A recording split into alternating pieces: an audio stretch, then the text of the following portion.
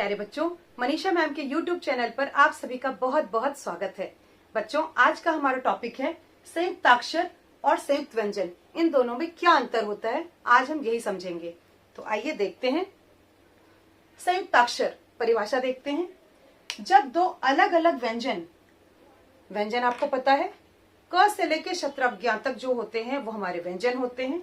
जब दो अलग अलग व्यंजन एक साथ आए तथा जिसमें पहला व्यंजन आधा हो व दूसरा व्यंजन पूरा, तब दोनों मिलकर संयुक्ताक्षर कहलाते हैं।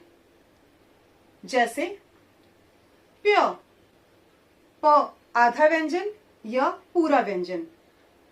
ध्यान रखेंगे, इसमें कोई बदलाव नहीं हो रहा।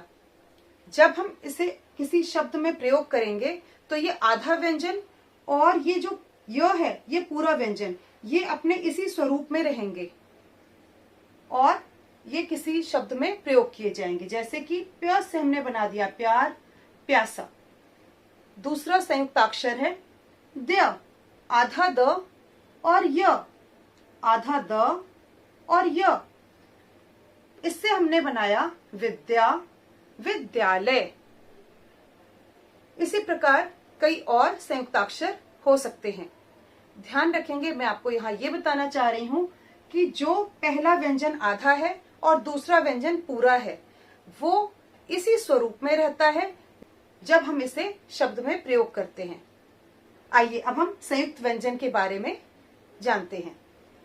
संयुक्त व्यंजन, संयुक्त मतलब जुड़ा हुआ, व्यंजन आपको पता है क से लेकर शत्रज्ञ तक व्यंजन होते हैं।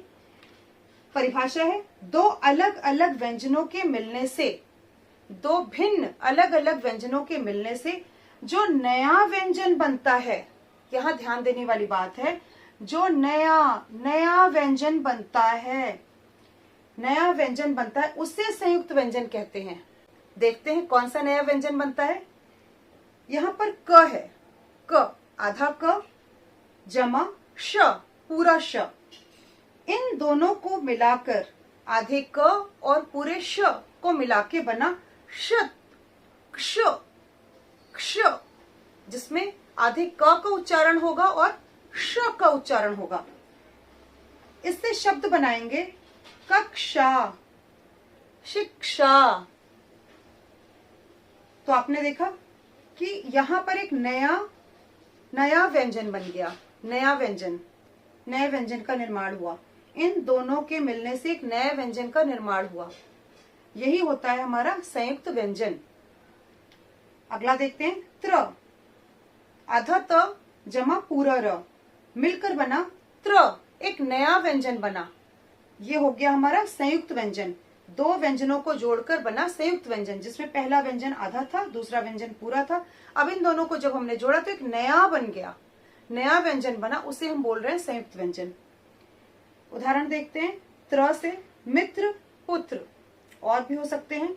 अगला देखते हैं ज्ञ, ज्ञ आधे ज और इया से मिलकर बना है ज्ञ, एक नया व्यंजन बन गया, इसे हम कह रहे हैं संयुक्त व्यंजन। शब्द बनाएंगे ज्ञान, ज्ञानी। चौथा है श्र, श्र, श्र किससे किससे मिलके बना है, आधे श और र से मिलके बना है श्र। देखिए एक नया व्यंजन बन गया, ये हमारा संयुक्त व्यंजन हुआ। शब्द बनाएंगे श्रम, श्रुतलेख आदि। तो बच्चों, आशा है आपको ये बात समझ में आ गई होगी कि जब हम संयुक्ताक्षर लिखते हैं तो उसमें किसी नए व्यंजन का निर्माण नहीं होता है। जब हम संयुक्त व्यंजन बनाते हैं तो उसमें दो व्यंजनों के मिलने से एक नए व्यंजन का निर्माण होता है, तो वो हमारा संयुक्त व्यंजन कहलाता है। बच्चों, आज के लिए बस इतना ही। धन्यवाद।